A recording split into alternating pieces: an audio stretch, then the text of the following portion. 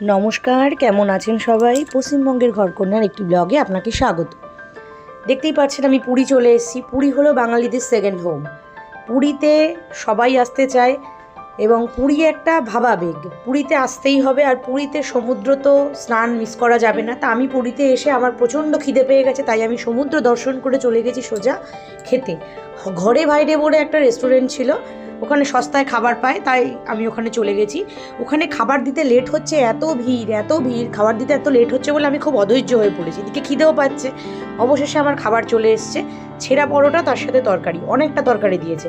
কিন্তু এইটুকু ছেঁড়া পরোটা খেয়ে আমার খিদে মেটেনি, তাই আমি আমার জন্য আবার লুচি চাইছি।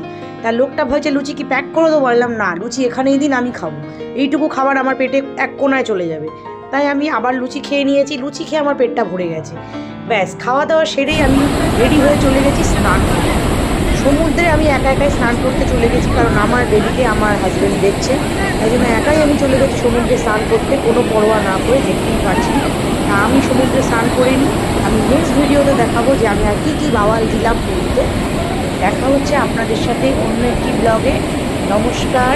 আর পুরীর জল কিন্তু আগের থেকে অনেক নীল হয়ে গেছে। আমি এবার দেখলাম পুরী পুরো ব্লু হয়ে গেছে। আমি তো অবাক হয়ে গেছি যে পুরীর জল এত ব্লু হলো, কিন্তু আগের থেকে পুরীর জল অনেক নীল হয়ে গেছে, দেখতেই পাচ্ছেন। আর খুবই সুন্দর, মজা হয়েছে। আর ভিডিওটি ভালো লাগলে অবশ্যই একটা লাইক করে দেবেন। নমস্কার, দেখা হচ্ছে অন্য একটি ভিডিওতে। ততক্ষণ আমি পুরীর জলে একটু স্নান করে মজা নিই।